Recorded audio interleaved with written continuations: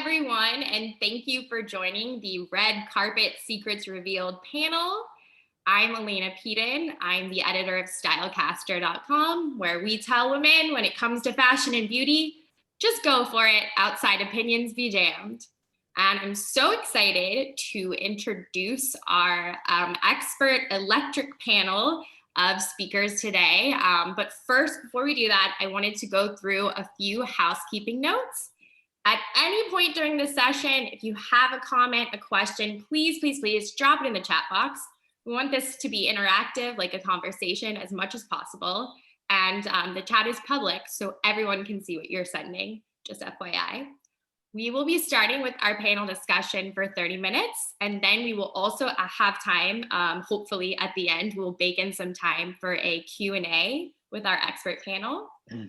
This session will be recorded, so you will be able to stream it afterwards, just in case you don't have time to jot down all of your notes. And lastly, just wanted to shout out at Glam Hive, our amazing brand. And if you want to hashtag Glam Hive Live to get involved in the chat and see what people are saying. And a special thank you to Mary Kay. They are our presenting sponsor, Mary Kay Global Design Studio. They celebrate a world where beauty, fashion, and empowerment are synonymous. Mary Kay champions creative industries that are diverse, inclusive, and innovative at their core. And on a personal note, I just got a sample of their new micellar water, and it's amazing, and took all of the mascara off my extensions. So shout out to Mary Kay for that. And now I have the honor of introducing our panel, which includes hairstylist Larry Sims. Hi, Larry. Hi. You might recognize Larry from the Instagram accounts of, Gabrielle Union and Zendaya. We're so excited to have you here today. Thank you. I'm honored to be here. Super exciting. And then our makeup artist and on-air beauty expert, Luis Casco, who you may have seen on a little show called Good Morning America. Hi everyone. Great to be here. Hi, Luis. So glad to have you here. And then I have the pleasure of introducing Kathleen Riley, who is a hairstylist and an extension extraordinaire. I have already personally asked her for help. Please help me, Kathleen. I will help you. I'm very happy to be here. Awesome, thanks. And lastly, joining us from London, where it's actually 10 o'clock at night, having a little nightcap with us, is hairstylist Hallie Brisker, who tends to the tresses of a bounty of beautiful Brits, including Carrie Mulligan. Hi, Hallie. How you doing? Thanks for having me. Of course. We are thrilled to have you and the rest of our fabulous panel, which I have noticed is a very hair-heavy panel. So I have to ask you a question just right off the bat, guys. Where do you stand on the Gen Z versus millennial debate? Is the side part dead? Someone help me. I have to say no. I love a good side part. Gives amazing volume. I love a side part. So I feel like they don't know what they're talking about. So and just quickly, who's on the side of what? Okay, so Gen Z has instructed all of us, the entire world, that the side part is passe, it's dead, okay? And it's all about the middle part. And Gen Z is the younger one, right? Yeah. The newer one? Yeah. All right, cool. All right, I'm just getting my facts straight first before I launch a scathing attack. So have you heard of this debate then, or is this news to you? To be honest, the debate itself is not news to me. No, I just didn't know that it was a current one that was raging on. I don't really know, but what I will say is I actually had a conversation at work today with an actress that I work with, or yesterday, because we were discussing, she's releasing her new movie right now, and we've had all these dates the last 3 days. And we were just going through pictures of like Mariah Carey when she had her like side fringe, and we were just sort of talking about how great that was. I was going to swear then. I'll try not to swear. I'm British, so by the way, if I do swear, excuse me, we swear 24/7. So, but I'm going to do my best not to. But yeah, we were just discussing how great that was. So I don't know. Yeah, I feel like it's maybe not. It's not that bad. I'm into it. I'm into it. Larry, what I do you love have that. to say? Well, I mean, number one, I've never even heard of it, so I must be living in my own bubble. So, and then two, like I just feel like it lacks like diversity, meaning like everyone wants to walk around with the middle part looking the same. Like, you know, I'm a guy that worked with so many different people with so many different face shapes, and I need the options to switch it up. You know, being stuck in the middle part is a drab. So, you know, I have to like kindly disagree. Bye, Gen Z. Bye, Gen Z. Yeah, I concur. Like, even for myself, I get tired of looking at my own face with the same hair. I want the versatility. I want to be able to switch it up without being like, you know, considered passe. So Yeah. I think like just very quickly on a more nuanced point about that, because I get really into stuff like this. Like, you know, I think you have to really take into account the whole picture as well. I do think like if you break it down to a tiny, I mean, it's always like a fun topic to bring up these things about whether, you know, is this cool or is that cool or whatever. Like it's a good writing point from a journalistic point of view. But when you work with people as a taking into account everything going on, their style, how they want to present to people, like what their vibe is, what their energy is, what their public facing energy is, or even if we're doing photo shoots and things, like so much can make a difference to what a parting looks like, whether they're doing 90s cool kind of chick or like, you know, dressed up for the evening. You know, it can just like all of that can change the hairstyle without touching the hair, if you know what I mean. Agreed. So, you know, there's actually quite a lot of nuance to that, basically. And I also, I was going to add something to that as a makeup artist. It's like a commitment thing. I know we're talking about red carpet also as a whole panel, but if you are going there, you basically have to commit to it. You know, it's kind of, I've been in the nightmare where, you know, someone comes out with a beautiful side part, and then all of a sudden they change it, and then, you know, the whole forehead, I'm there trying to, you know, put some makeup on the forehead. So yeah, as we talk about, you know, things like that, and actually committing whether you're going to a party or a red party event, it's something that you have to commit to. And Larry said something great, which is all about face shape, right? I mean, some people look great with a middle part, and some people don't. So there you go. Very true. And I'm sure you're, you know, using all your tricks like forehead contouring, and that all affects and plays into what hairstyle somebody has. So it all is related. Thank you guys for indulging me in that brief Gen Z versus millennial debate. In terms of your craft,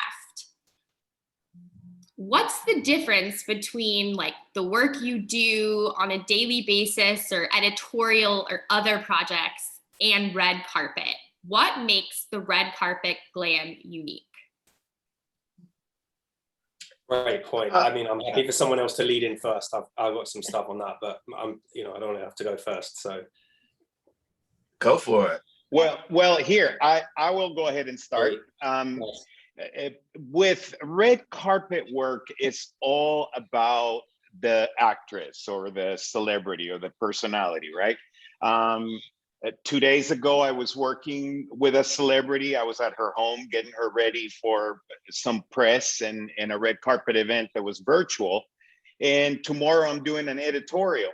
So with models. And the big difference is obviously that a model sort of gets paid, or it's sort of a chameleon, right? We can make them look however we want to. But when it comes to a celebrity and the red carpet, what the big difference for me is just making them look their best and for them to feel comfortable. And then, you know, then you have their PR agents and all that, of course, but it's all about them and how they feel when they walk out, as opposed to creating a character, which you can with a model. I love that. Yeah. For me, great point, by the way. For me, I think it's super like interesting because, you know, when you're in a photo shoot, you're hands-on, you're there, you can fix anything right in the moment. Right. You're looking at a monitor. Hopefully, if someone's shooting digital versus film, you can adjust. With red carpet, you are completely dependent on what you push out the door and how it's going to read. For example, I just did work with both Zendaya and Regina King for the Oscars. And Regina had a precision bone straight middle part, by the way, bob. And it was super sleek. She had this moment at the top of Oscars where she grabbed the Oscars and did the Oscar, and then she walked through the auditorium to the stage. And it was just like the bob needed to move correctly. It needed to like not have any flyaways. So, you know, I was, you know, vulnerable to the elements of the day and the circumstance. Zendaya, she gets on the carpet, you know, we throw in all of these long, gorgeous extensions. She gets on the carpet and then it's like, she looks like she's in a wind tunnel. All of a sudden out of nowhere, the wind just like blows her. But we just went with it, you know? So it's just like having to be able to give up I guess the comfortability of knowing that you can adjust in the photo shoot versus depending on what you send out is going to read correctly on the carpet.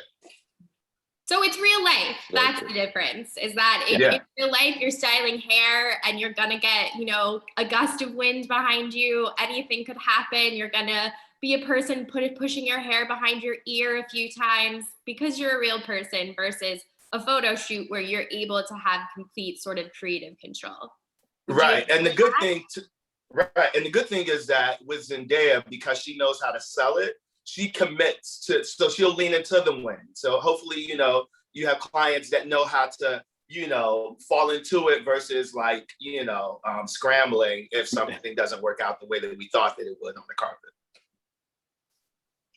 Kathleen, do you have any thoughts?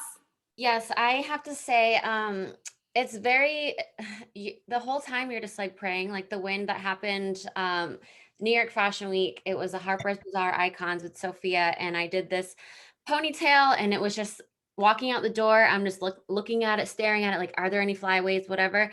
It was outside, the carpet was outside. All the pictures, her ponytail is like flailing in the wind, and I was just like,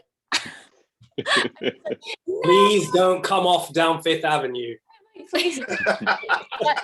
You know, in your mind, you're just like, I hope she knew, you know, you're praying that they can like touch themselves up basically, and hoping that after something like that happens, it can, you know, just praying that she had a comb with her, just kind of brush it down to where it needed to go back to, because in your heart, you leave them perfect. And like you said, if someone goes like this, it's just, you hope that the hairstyle can kind of come back to where it needs to be after they're kind of playing with it, touching with it. I do it all the time. I'm the worst. I would be the worst client because I constantly touch my hair, or, you know, you get it perfect and then they're like this. And I'm like, no, it was need to not do that. Do you give your celebrity clients tips, like a little cheat sheet before you send them out the door of what to do? Yes, always. And I always tell them, but you know, it just like real life, you know, they're talking, they're truly not thinking about their hair. I wouldn't be in an amazing event, like so much going on. I wouldn't be like, oh, okay, Kathleen said, if this hair goes out of place, make sure I go like this. No. I want them to also enjoy their time. So is that a tip that you would give? Like what are the main sort of cheat sheet tips that you give your celeb clients when they walk out the door? Just try to not touch it, please. Don't screw it up for me, okay? But if they do, how can they fix it? I usually send people with either like a tiny brush or a comb, or like a tiny hairspray, or whatever finishing product that I was using. Usually I give it to like their assistant, you know, just so they can be prepared if something, you know, flyaways or whatever the case may be.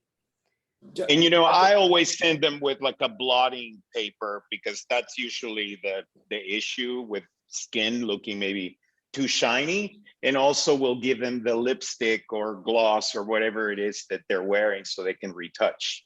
And then, like you guys are saying, just kind of like pray.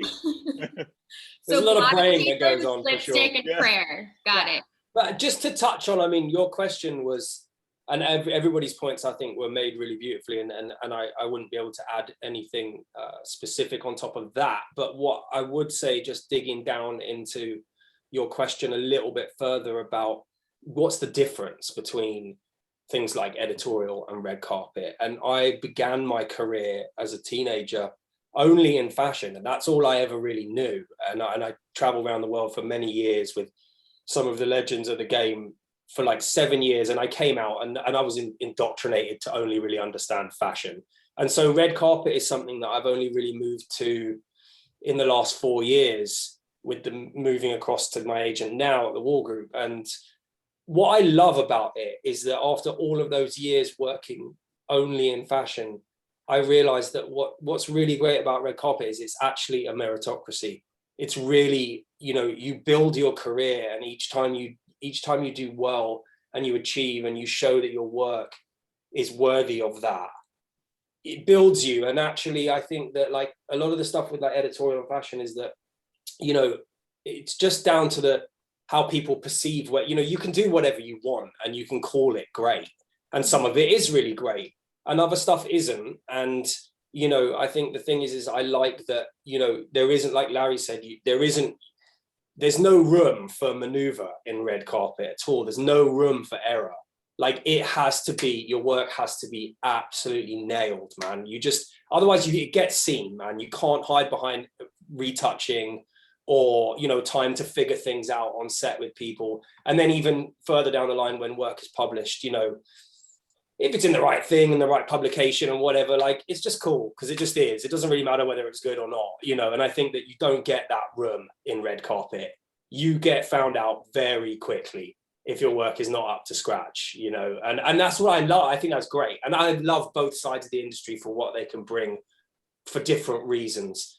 But I like that pressure of red carpet, like, because you just have to be on point. That's a really interesting perspective to share. It has to be perfect 360 degrees, not just, you know, from the best angles that the photographer is taking. And and also you can't really have a day off, so to speak, like in the sense of like, you know, in all my years, like when you work with editorial teams, you know, and actually you become very pally with those editorial teams and you travel together and you do these things. And, you know, you can step off the gas every now and then when you need to in that world. If you know that you've got the room to do that on a specific job, you can't take your foot off the gas really on red carpet work. It's just like, you've got to be like, yeah, you just have to be on top of it all the time. So true. In terms of timing for your red carpet clients and events, I'm curious to know, how far in advance do you start preparation before an event? Are you thinking months in advance of what the hair will look like, weeks in advance? Are you doing any treatments, you know, 5 days before the event? Are you, you know, styling the hair the night before? What is the timeline? Does it change every time or is it consistent? I will say that it totally depends on the event, but usually whenever with me, the styling, like the wardrobe is done, then makeup and hair kind of feed off of that, or it just depends. I feel like we all feed off of each other. So once one is kind of figured out, then everybody else kind of chimes in and kind of brings the entire look together. That's what I love about red carpet. It's like a team effort. And there's like really no better feeling. It's like euphoric when the whole look comes together and you're just like, oh gosh, like we nailed that. And they look effing amazing. It's like the best feeling in the world. I love it. I wholeheartedly agree with that. I agree too, to your point. It's so amazing to see it all come together. And it's always a collaborative effort. For me, a lot of times I lead with the stylist and what the garment is going to be. That usually sets the tone. I'm okay with taking a back seat. Like, it's not always about a hair moment, you know, and you have to know when you can press that gas and create a hair moment, or when you take the back seat and create something really chic and clean. You know, the Met Ball is finally coming back around in September. So I have a couple of clients that are going to that. So, I mean, already we're in June and we're talking about, you know, what the look is going to be. We're looking at sketches. You know, we're not nailing anything down right now specifically because it's way too soon and both garments aren't completely done, but the talks are happening like 3 months before the event. So it's really exciting. I think that's so fascinating for people to understand that, you know, it's May 22nd and you're already thinking about looks for the Met Gala, which will happen in September. Like that is how long these creative inspirations are flowing before an event happens. Luis, in terms of makeup, how long do you spend time? Are you thinking about the skin? Do you give yourself 4 or 5 hours, or how quickly does that come together for you? 4 or 5 hours to prepare. I'm like, not to do her makeup. You know, during COVID and now that we're living post a little bit in the US anyway, not really post yet, I should say that, but a lot of it is prepping before like the kit. You know, I've been fortunate to have an assistant many times, but during COVID, you couldn't really have that many people on set. So besides being able to be that sort of person that makes you feel comfortable and you know, that's into the person's look or whatever you're doing, you also have to keep everything clean and tidy and make sure that you have, you know, if you have 2 people, for instance, you have to have 2 of everything. So my planning will start a couple of days before, just planning my kit. And also all my colleagues here can agree, when you're doing red carpet, it's not like editorial in the sense that you can bring whatever you want, right? We can bring 3 trunks or whatever. We're usually going to someone's house, to a hotel room. You can't show up with everything. So the planning for me is really looking at the person, having my favorite. Skincare is a huge deal. And then just packing what I think I'm going to use, because a lot of times we carry too much anyway. I think that's an excellent point, Ria, about planning your kit and how important just bringing the most important products with you when you don't know necessarily what you could need and you can't bring everything. You have to be well edited, which is a perfect segue into asking, what are your go-to products? What are the products that you are always bringing for red carpet glam?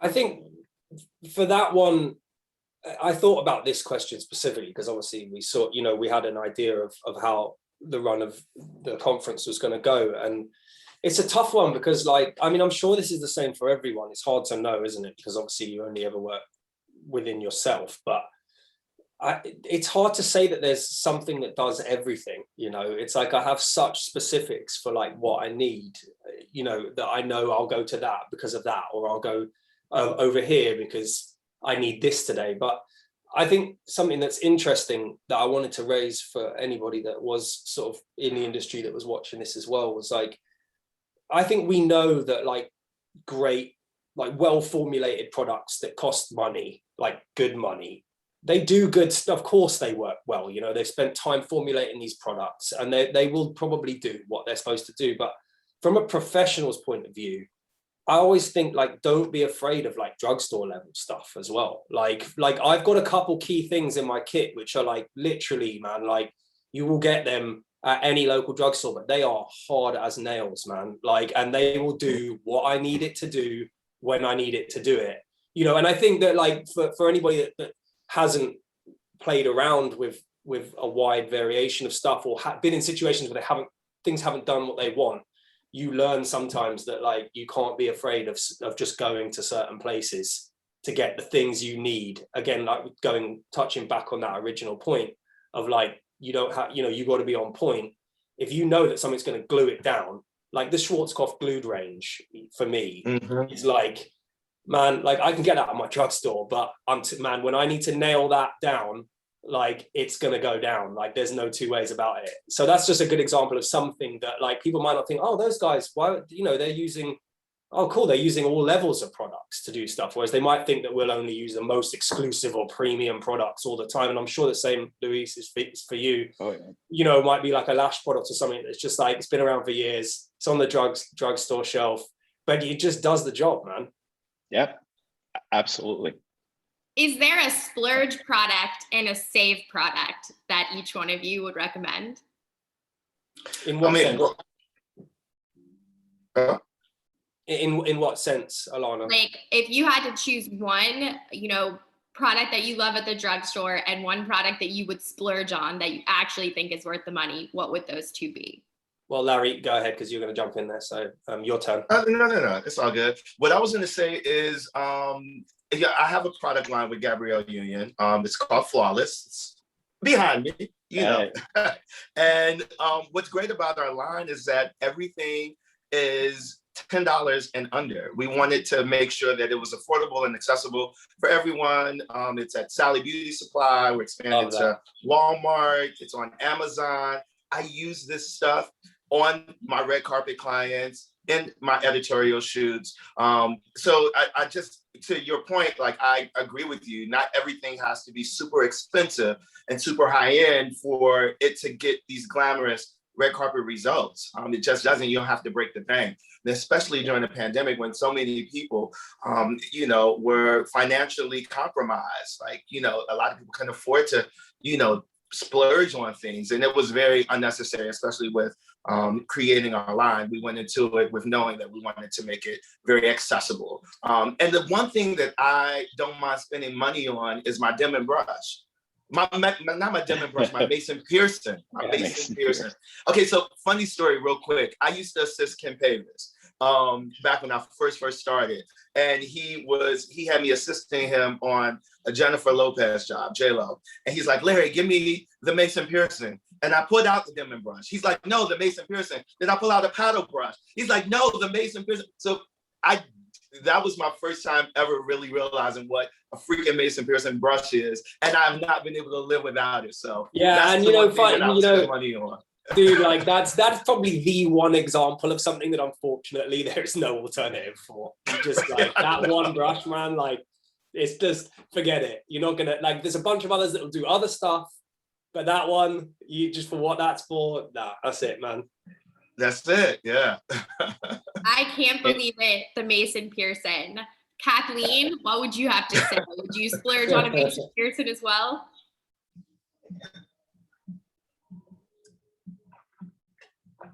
Oh, she's muted, I think. Oh, no. Oh, yeah.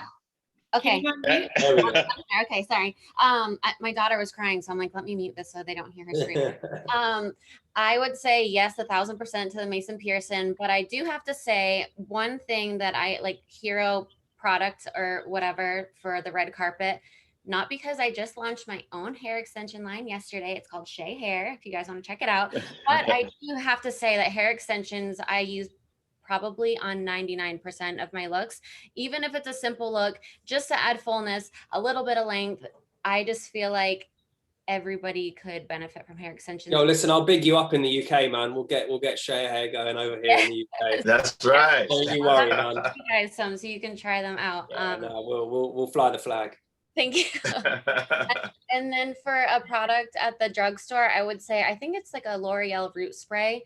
I use spray concealers for the top of the hair extensions to blend into, just to make sure that it blends. Nice. Because sometimes like the lighter pieces of the hair extension goes all the way up to the weft, and people's roots are usually a little bit darker. So a root conceal spray is usually my go-to for the drugstore.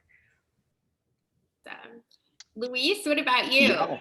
Oh my God, so much to say about that. I mean, I think splurge on skincare, period.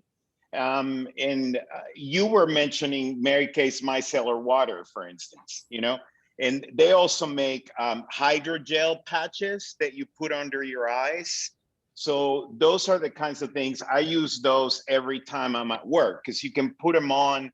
Everyone is puffy, dry around the eye area.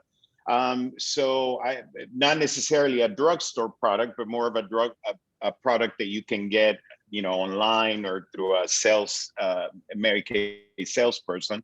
But I think it's totally true. A lot of these products sometimes even are manufactured by some of the same places, so it's not about money, it's about how they work and actually using them. So I think that is true. And one more thing that I use as well is Mary Kay has a finishing spray.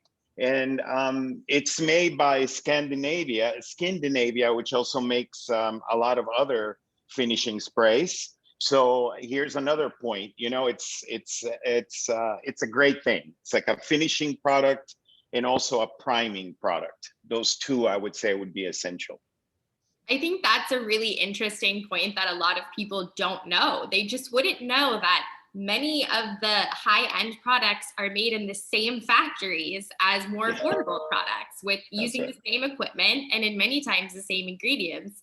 And often it's like the packaging that can ratchet up the cost. But thank you guys for all sharing those products. I'm definitely going to get my hands on those. And one thing for anybody watching super quickly, Ilana, is like that was mainly focused on wet products, certainly on the hair side. But I don't really think, I think it's worth spending a bit of money on your electrical tools if you're going to go down that route. Like, you know, you, as we say, you buy cheap, you buy twice, you know? So I think that like, if you can spend a little bit extra on your electrical tools, you'll notice a difference, and longevity of those tools as well.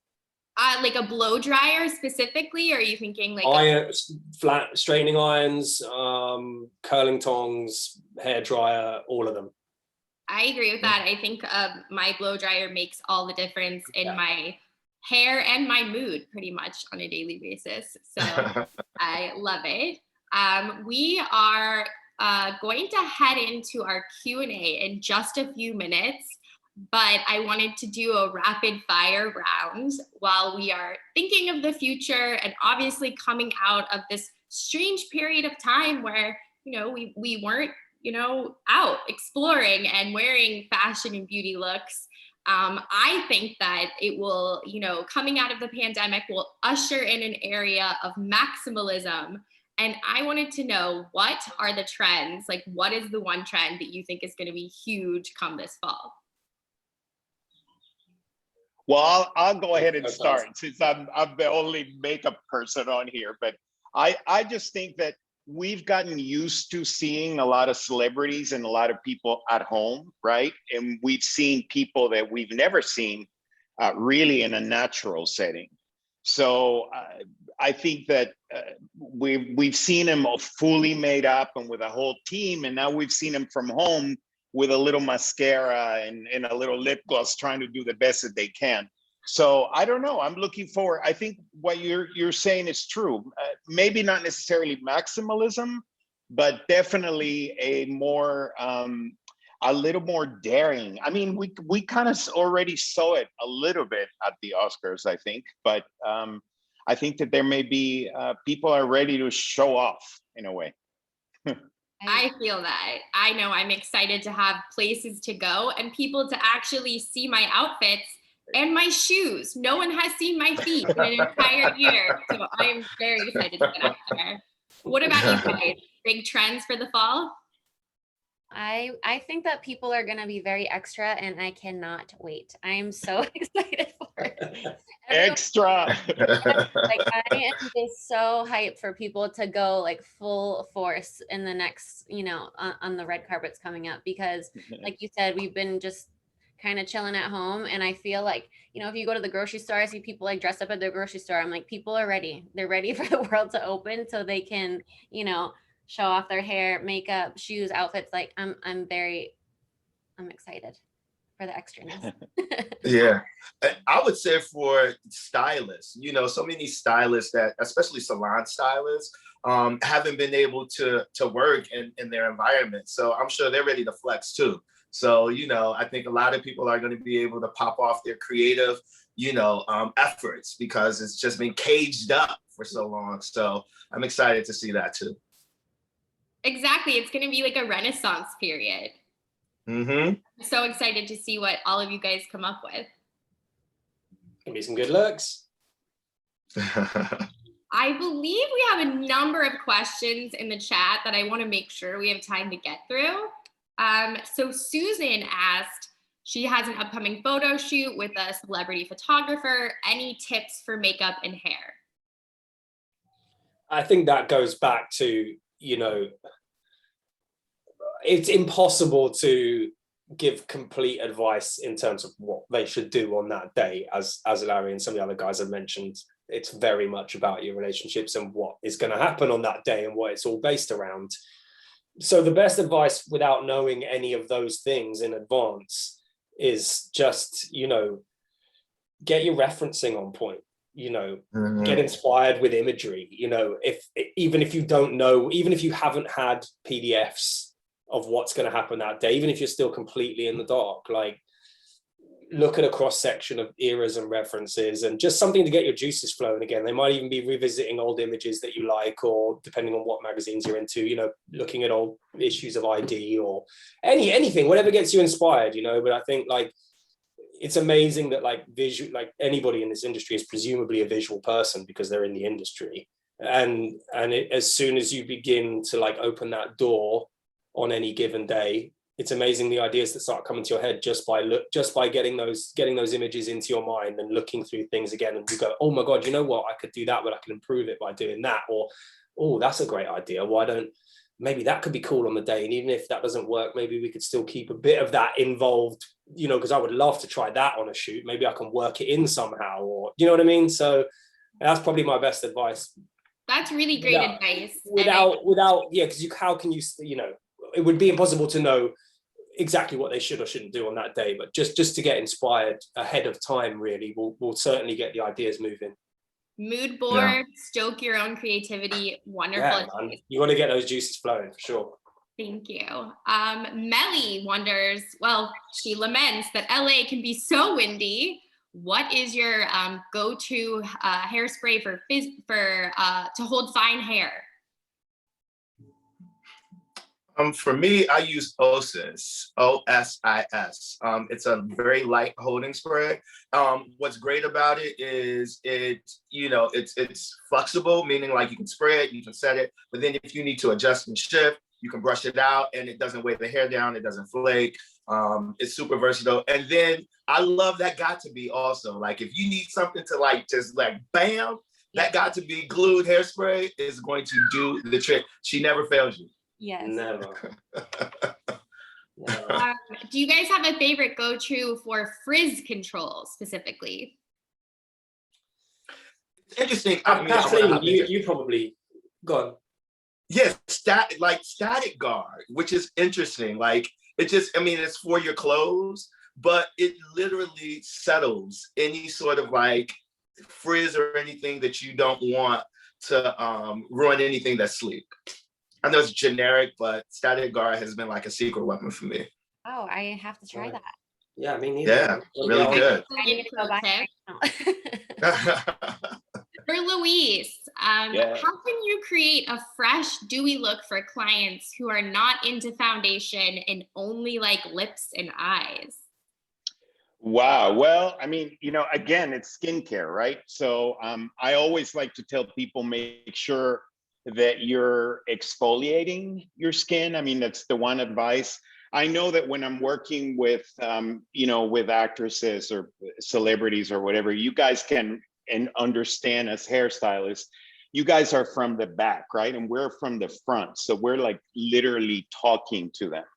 And skin is a big topic of conversation. So explaining to people how to manually exfoliate your skin and how to use also products that maybe have acids and things that will help for the skin to exfoliate. I mean, it's a huge deal. It makes the skin look so much better, as you know, when it's not loaded with, dead skin cells and things like that. So it reflects more light, right? That's right. Awesome. That's right. For Hallie, I think this is such an interesting question in terms of geography. Is there a difference in hair preferences for those in Europe? Great question. You know what? We get a lot of our cultural influences from the US for sure. And that's a great thing. I think, some of the best current pop culture references come from what's happening in the US right now. And I'm always looking to what's going on there. If you were getting down to the nuance level, like each country and each region has its own sort of like street level vibe, as it were. And they might all vibe off of each other a little bit, But of course, there's always an individualistic element to like what's going on the street level. And I think that there is a difference in that. How I explain it, it's difficult to put into words, but you know, even if you can even go from LA to New York, you know, it's 3,000 miles, you'll find a difference on the street level culturally in terms of how people vibe and like what their general persona is like and how they want to look. It might only be subtle. And so the same goes for over here. Yes, we get a lot of our cultural influences from the US, but right down at that street level, you know, what the kids are doing, like there are definitely small differences which come out through hair and makeup. I could talk about the like differences in East versus West Coast aesthetics for hours. Yeah, it's cool. Actually, I love that. Like I'm obsessed with subcultures anyway. Like that for me is a big influence on all of my work. So that's a really cool question, because yes, there's a London thing, and even here, like London and the North, that's like a big thing. It's like East and West in the US, like down south and up north. Like there's just like little subtle differences, you know, which I love. Like I love to like put a magnifying glass on those sometimes, you know. Thank you. And our last question is for Kathleen. What is one tip to keep extensions lasting? Is there a general shelf life for extensions? I would say the biggest tip is to treat your hair extensions like your natural hair. So use a heat protectant, use sulfate-free shampoo and conditioner. When you wash them, just let them air dry. Like I lay mine out on a towel, or you can kind of just like hang them up. The least amount of heat styling that you can do, the better. It just depends on how often you wear them, honestly, and just how well you take care of them. But I always say just treat them like your natural hair. And also I do like moisturizing masks, because you have to think the hair is not attached to your head, so it doesn't have the natural oils like running through it. So just really moisturize your hair extensions. And yeah, just treat them nicely. A great pro tip. Thank you, Kathleen. And thank you, everyone, all of our viewers for tuning in, and especially to our expert panel. This was so fun and enlightening, and just gets me so excited to see what you guys do next. I'm definitely going to be stalking you guys all on Instagram. We will now have a 5-minute transition and take a quick break. And then you can join us again for the next session. Use the agenda tab on the conference site. Thank you again. Glam Hive Live is a hashtag for today, so you can catch up on anything that you might have missed. Thanks, everyone. Thanks, everyone. Great to connect. Thank you. Yes, please. Thank you so much. Bye.